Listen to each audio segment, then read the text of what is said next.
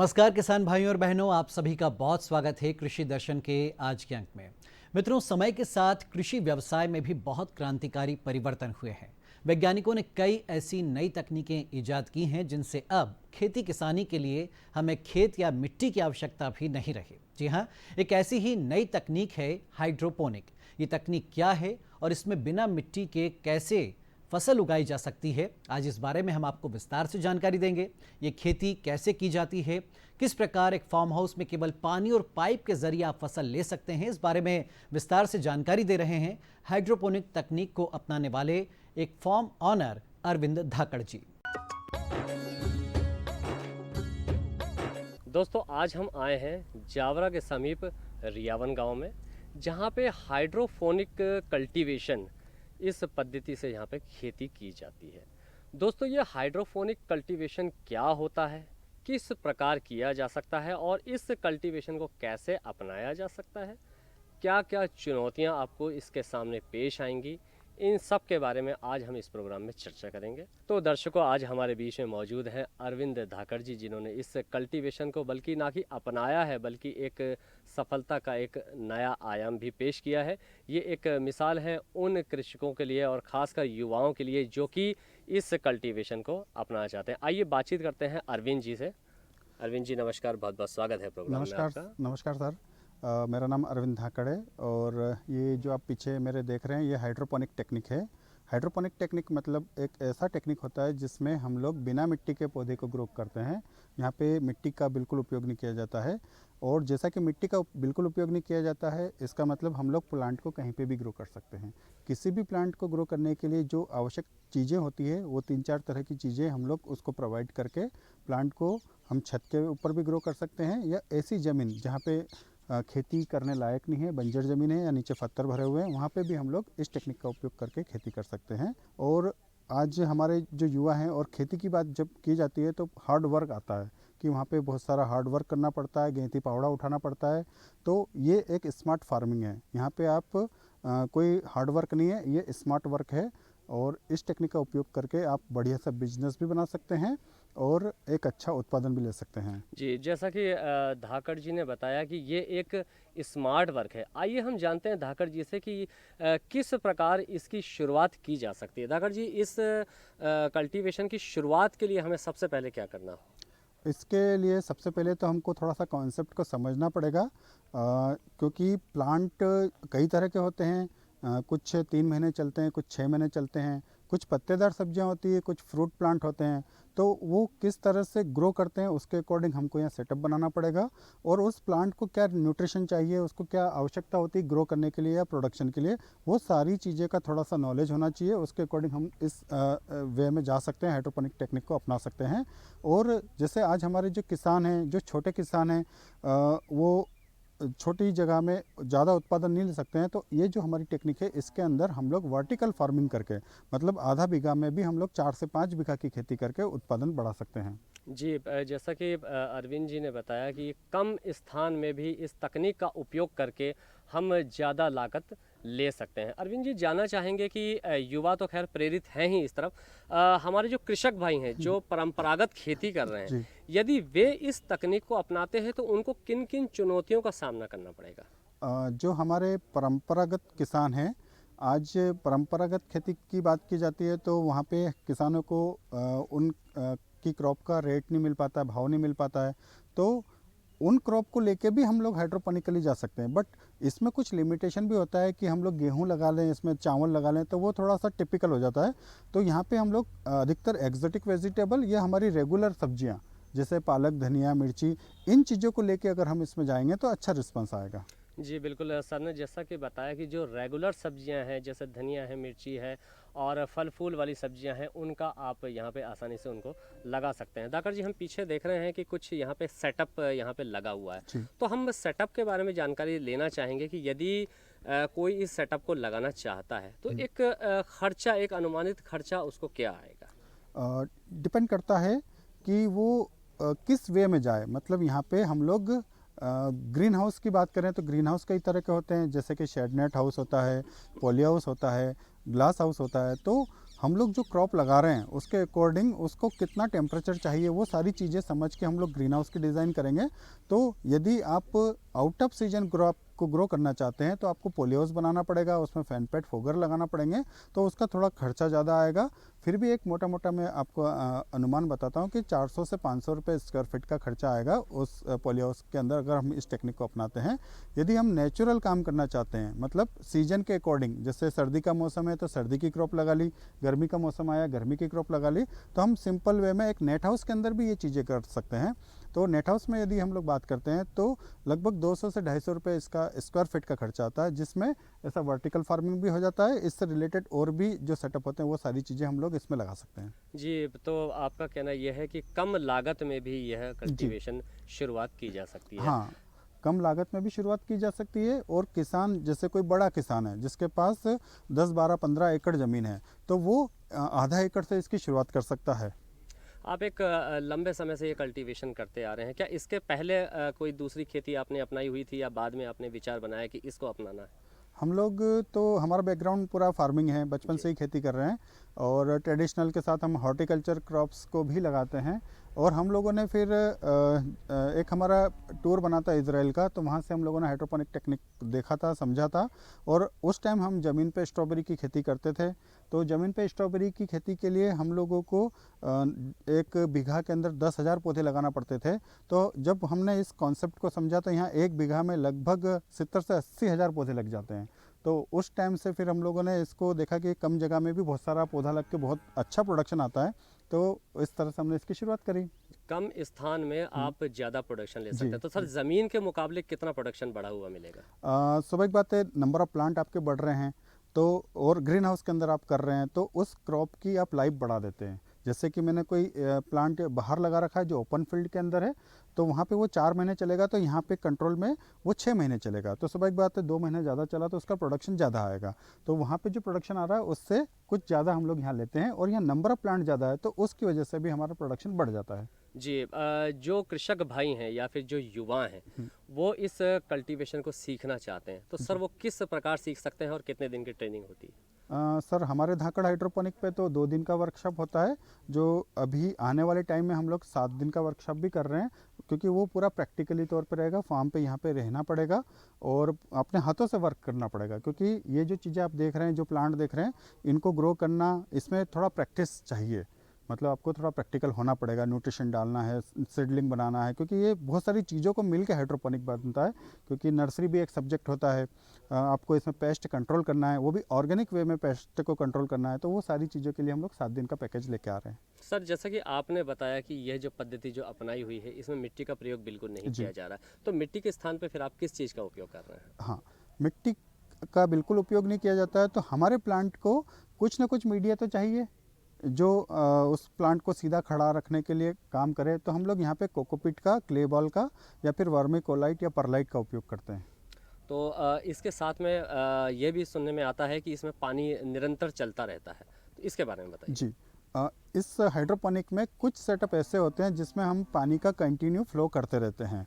उसका एक पानी का टैंक बना देते हैं, वहाँ एक छोटी मोटर लगाते हैं। ये मोटर पानी को लिफ्ट करके, ग्रेविटी का एक सिस्टम होता है जिसके माध्यम से ऊपर वाले पाइप में डालती है और वो पूरा घूम फिर के नीचे टैंक तक आता है। तो ये पूरा कंटिन्यू फ्लो वाला सिस्टम है। एक सिस्टम ऐसा होता है जिसमें हम 3 से 4 दिन में एक बार पानी देते हैं, उसकी नमी को देखते हुए। तो यहाँ कई तरह के सिस्टम है, तो सबका अलग अलग सिस्टम के माध्यम से पानी सप्लाई किया जाता है। जी, जैसा कि बताया कि कई प्रकार के यहाँ पे सिस्टम डेवलप किए गए हैं और ट्रेनिंग के माध्यम से यहाँ पे युवाओं को और साथ साथ किसानों को भी यहाँ पे सिखाया जा रहा है। सर, एक चीज़ और जानना चाहेंगे, जैसे आपने बताया कि यहाँ पे फलदार सब्जियाँ और फल फूल ज़्यादा इत्यादि लगाए जाते हैं। सर, इन सब्जियों की खासकर जैसे बात करें कि ऑर्गेनिक हैं ये, तो इसमें पेस्टिसाइड्स का इस्तेमाल कुछ हद तक किया जाता है कि बिल्कुल नहीं किया नहीं जाता? सर, अगर हम लोग हाइड्रोपोनिक में जा रहे हैं और हम लोग या तो खुद के लिए यूज़ कर रहे हैं। अभी हम लोगों ने देखा है कि अधिकतर लोग ट्रेनिंग में आते हैं तो वो किचन गार्डन के तौर पे, कि हमको हमारी सब्जियां खुद ग्रो करना है, तो हम लोग उनको ये सजेस्ट करते हैं कि आप पेस्टिसाइड का बिल्कुल उपयोग मत करो, अवॉइड करो पेस्टिसाइड को। तो हम लोग ये पूरा कंट्रोल में कर रहे हैं, ग्रीन हाउस में काम कर रहे हैं, तो यहाँ पे इंसेक्ट वैसे भी बहुत कम आते हैं, और आते हैं तो हम लोग उसको ऑर्गेनिक वे से कंट्रोल कर लेते हैं, जी। ईजी वे में कंट्रोल कर लेते हैं। सर जैसे कोई किसान भाई है, जी। उसने ये सेटअप लगाया, उस समय सर उनको स्टार्टिंग में कितनी चुनौतियों का और खासकर कौन कौन सी चुनौतियों का सामना करना पड़ सकता है? आज यदि हम सेटअप की बात करें या कोई नया किसान सेटअप लगाना चाहता है, तो सबसे पहले तो लागत, इसमें थोड़ा लागत ज़्यादा आता है।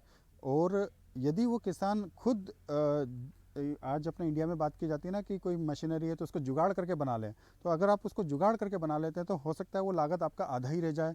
तो दोस्तों कार्यक्रम में अब वक्त हो चला है एक छोटे से ब्रेक का, तो मिलते हैं एक ब्रेक के बाद। अरे सुन तो।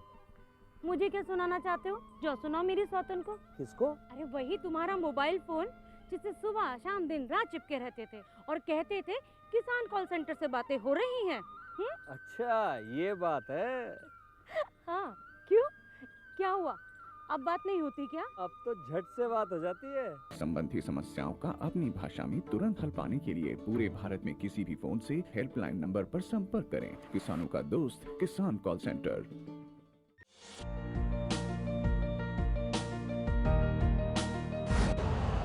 यूरिया का स्वदेशी उत्पादन 70 लाख टन बढ़ाने के लिए 6 उर्वरक संयंत्रों का उद्धार किया जा रहा है।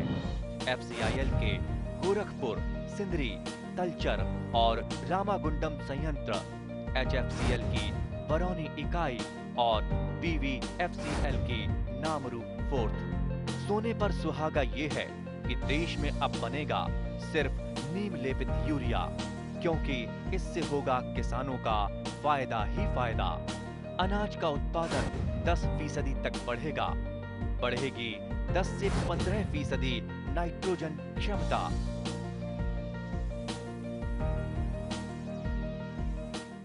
किसानों के चेहरे पर खुशहाली, हर खेत को मिल रहा है पानी। ये है न्यू इंडिया की कहानी। फसलों की भरपूर पैदावार के लिए बीज और खाद के साथ साथ जल एक महत्वपूर्ण कारक है। पानी की बचत न केवल मिट्टी के स्वास्थ्य में सुधार करती है, बल्कि उत्पादकता बढ़ाने और पर्यावरणीय लाभ प्रदान करने में भी मदद करती है।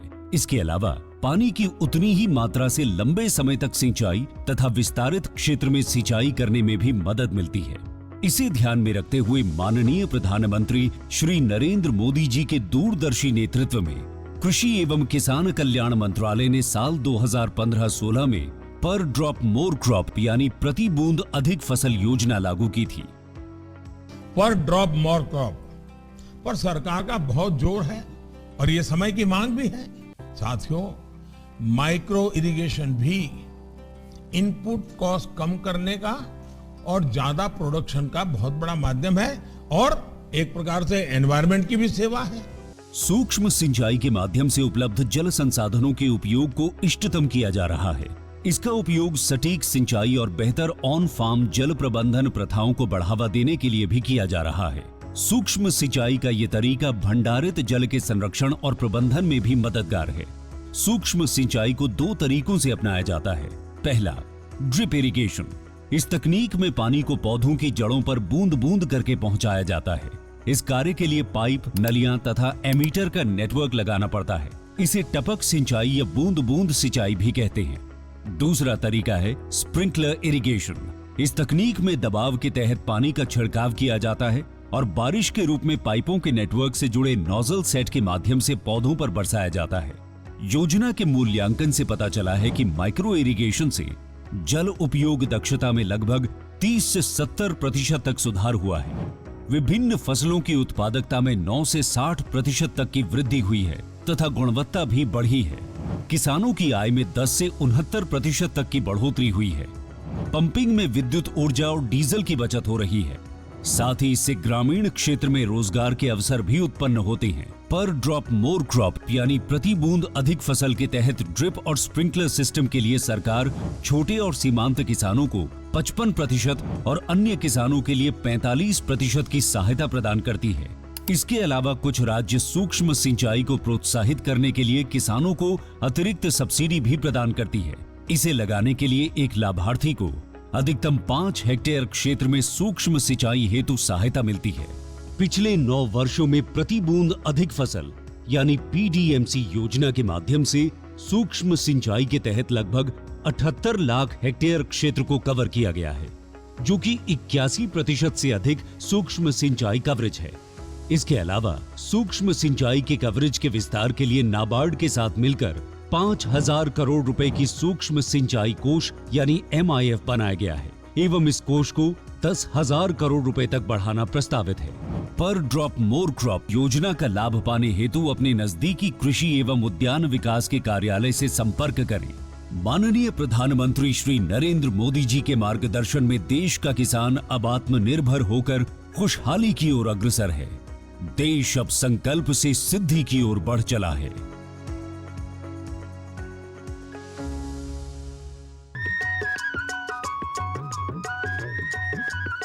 ब्रेक के बाद कृषि दर्शन कार्यक्रम में आपका पुनः स्वागत है। दोस्तों, हम बात कर रहे थे हाइड्रोपोनिक कल्टीवेशन के बारे में, तो आइए जानते हैं इसके बारे में कुछ और जानकारियां धाकड़ से। साथ में सर बातचीत करें, जैसे मान लीजिए इनमें कीड़ा लग गया, तो ये भी एक प्रकार की चुनौती है। सर, इसका निपटान कैसे होगा? जी, जब आप इसमें काम करते हैं तो पौधे बो रहे हैं तो स्वाभाविक बात है कीड़े लगेंगे, फूल आ रहे हैं तो स्वाभाविक बात है कि इंसेक्ट तो आएंगे ही आएंगे।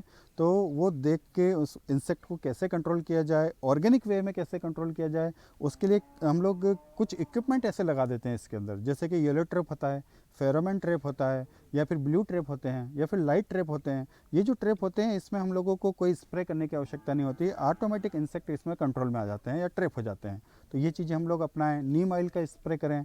तो इस तरह से यदि हम काम करेंगे तो आपका 95% इंसेक्ट से हमारी क्रॉप को हम बचा लेंगे। जी सर, लगभग कितना समय हो गया होगा आपको प्रशिक्षण देते हुए? फ़िलहाल हम लोगों को आज हमारे हाइड्रोपोनिक को बनाए 10 साल हो गया है और लगभग 8 साल से हम लोग इस पर प्रशिक्षण दे रहे हैं। तकरीबन 7 से 8 साल, जैसा कि सर ने बताया, अरविंद जी ने, कि प्रशिक्षण देते हुए हो गया। सर, क्या रुझान देखा है आपने, खासकर यदि हम युवाओं की बात करें तो? जी, हमने बहुत अच्छा रुझान देखा है। काफ़ी लोग इंटरेस्ट लेते हैं हाइड्रोपोनिक के लिए, और युवाओं तो ठीक है, जिनके पास आज जॉब नहीं है तो वो हाइड्रोपोनिक कर रहे हैं। और हमारे बहुत सारे ऐसे मित्र हैं या हमारे से जो ट्रेनिंग लेके गए हैं, उन्होंने बहुत अच्छे सेटअप बनाए हैं। और जो बिज़नेस कर रहे हैं, आज हमने ये भी देखा है कि जो बिज़नेस कर रहे हैं वो भी हाइड्रोपोनिक को लेके आ रहे हैं और उन्होंने भी बहुत अच्छा काम किया है। और कुछ लोग ऐसे भी रहते हैं जो किचन गार्डन के तौर पे हाइड्रोपोनिक का उपयोग करके घर की सब्जियां ग्रो कर रहे हैं। भैया, हमको बिजनेस नहीं करना, हमको तो खुद का पेस्टिसाइड फ्री सब्जियां हम लोग खा लें, वो बहुत बड़ी बात है, क्योंकि स्वास्थ्य आज बहुत मायने रखता है। जी, स्वास्थ्य बहुत मायने रखता है, बिल्कुल। और स्वास्थ्य की ही यदि हम बात करें तो बाज़ार से खरीदे गए फल और सब्जियों के मुकाबले यदि हम इस कल्टीवेशन से उगाए गए फल सब्जियों की बात करें तो टेस्ट में सर कितना फ़र्क आ जाएगा इनके? सर, टेस्ट में कोई फ़र्क नहीं आता है और यहाँ पे टेस्ट अच्छा मिलेगा, क्योंकि सारा खेल न्यूट्रिशन का है। जैसे हमने पालक लगाया है तो पालक से फास्फोरस मिलता है, तो हम लोग फास्फोरस ऐड करेंगे पानी में तो और अच्छा फास्फोरस का रिजल्ट आएगा, हमको सब्जी में स्वाद आएगा। सर, जैसे कोई सीखना चाह रहा है इसको, मौखिक रूप से भी कई माध्यम रहते हैं, तो किस प्रकार से संपर्क कर सकता है? हम लोगों से संपर्क करने के लिए आप हमारे व्हाट्सएप से या यूट्यूब से या फेसबुक से कांटेक्ट कर सकते हैं, और आप मुझे मैसेज करके भी इसकी पूरी डिटेल जानकारी ले सकते हैं। क्या कहना चाहेंगे सर युवाओं को, खासकर आप क्या संदेश देना चाहेंगे कि वो क्यों इस कल्टीवेशन को अपनाएं? जी, आज हमारे युवाओं की बात की जाए तो बहुत सारे युवा अभी वही कि जॉब की वजह से भटक रहे हैं। तो एक ऑर्गेनिक वे में इस हाइड्रोपोनिक को लेके आएँ, और पैदा करना तो ठीक है, पैदा करने के बाद प्रोसेसिंग में आए तो प्रोसेसिंग में थोड़ा पैसा अच्छा रिटर्न आता है। तो इस वे में इसको लेके जाएंगे तो एक अच्छा बिजनेस बना सकते हैं। एक यानी कि आप ये कहना चाहेंगे कि रोजगार की दृष्टि से भी एक बेहतर और लाभ का धंधा है। हाँ। और कुछ विशेष सर बात आप अपने सेटअप के बारे में बताना चाहेंगे हमारे दर्शकों को?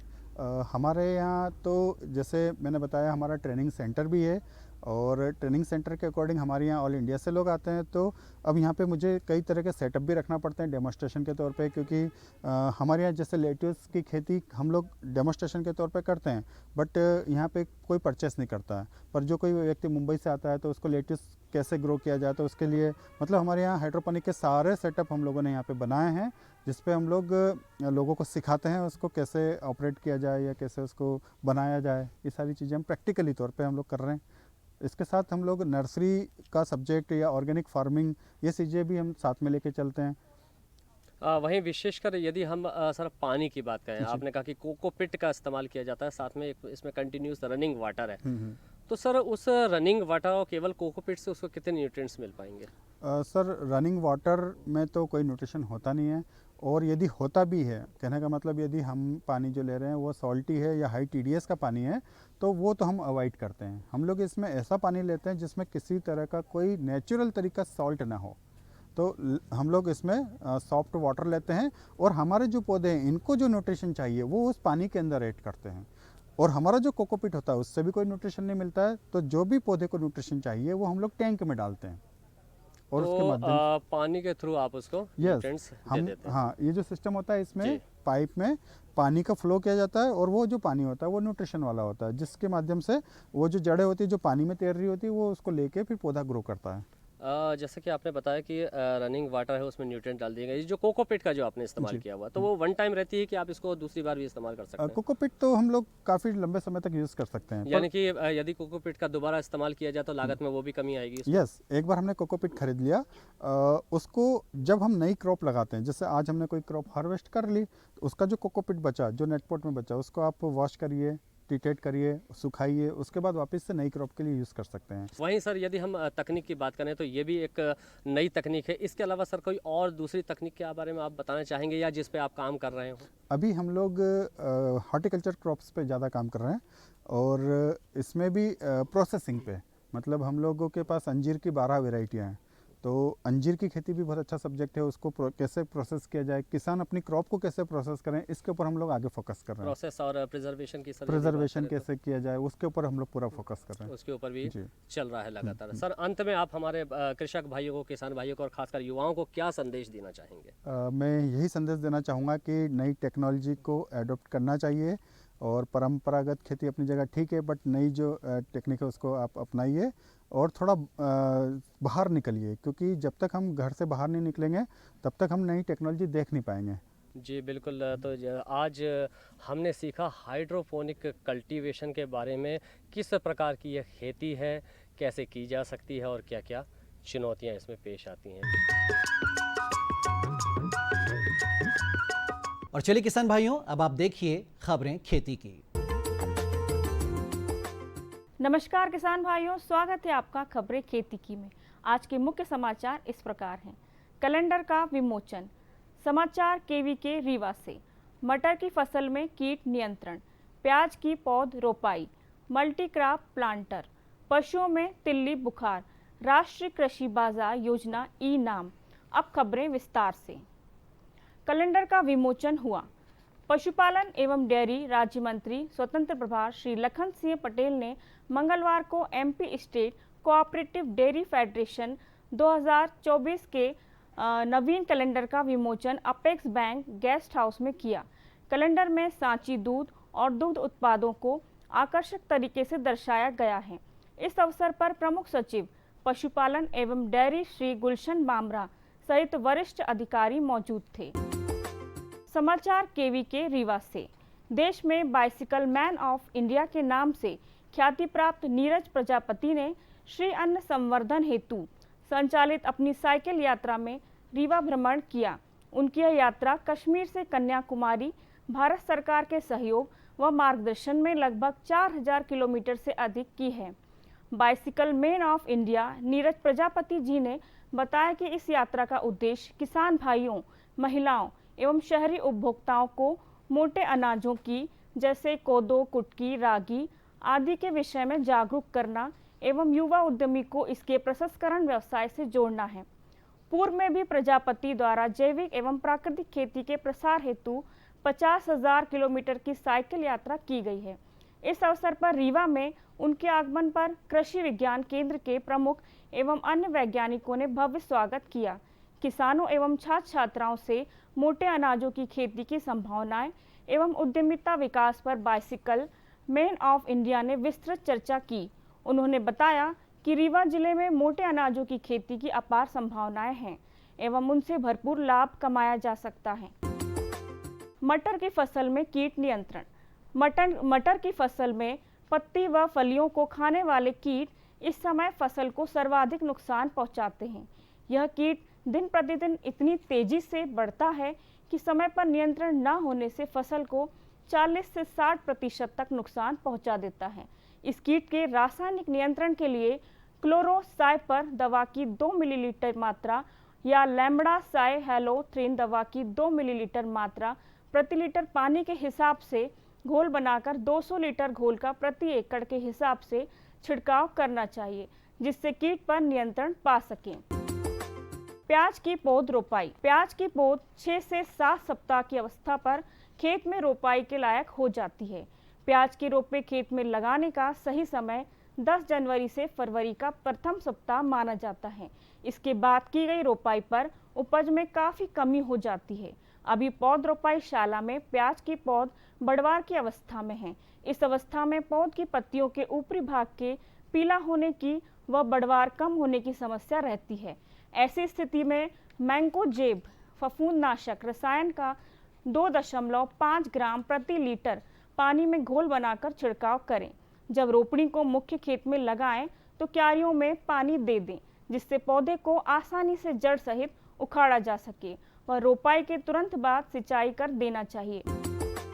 मल्टीक्रॉप प्लांटर बहुफसली बोनी मशीन द्वारा मक्का, मटर, मूंगफली, सूरजमुखी, सोयाबीन, बाजरा, चना और कपास के बीज बोने के लिए प्रयोग किया जाता है। उक्त बीजों का अंतर रखने के लिए कतार से कतार एवं पौध से पौध की दूरी निश्चित रहती है। इस यंत्र से एक से अधिक फसलों की बुआई एक ही समय में की जा सकती है। पशुओं में तिल्ली बुखार, जिसको हम एंथ्रेक्स के नाम से भी जानते हैं, इस रोग से पशु खाना पीना बंद कर देता है, उसे तेज बुखार आता है, पशु को बेचैनी होती है, उसे चक्कर आता है। पशु ज्ञाबिन हो तो उसका गर्भपातक हो जाता है। पशु के प्राकृतिक भागों से लाल रंग का न जमने वाला गाढ़ा खून निकलता है। इसी तरह के लक्षण अपने पशुओं में दिखें तो इस महीने नज़दीकी पशु चिकित्सालय में जाकर टीकाकरण करवाएं और अगर लगातार 3 वर्षों तक पशु में रोग आने पर रोगी पशु को अन्य पशुओं से तुरंत अलग कर दें तथा पशु चिकित्सक की सलाह लें। तो किसान भाइयों, इसी के साथ खबरें खेती में बस इतना ही। दीजिए अनुमति। नमस्कार। तो किसान भाइयों, आज के कृषि दर्शन कार्यक्रम में इतना ही। हमें पूरी उम्मीद है कि जो जानकारी हमने आप तक पहुंचाई वो आपको खेती किसानी में ज़रूर फायदा पहुंचाएगी। अगले अंक में हम फिर हाजिर होंगे खेती किसानी से जुड़ी ऐसी ही नई नई जानकारियों के साथ। तब तक के लिए दीजिए अनुमति। नमस्कार।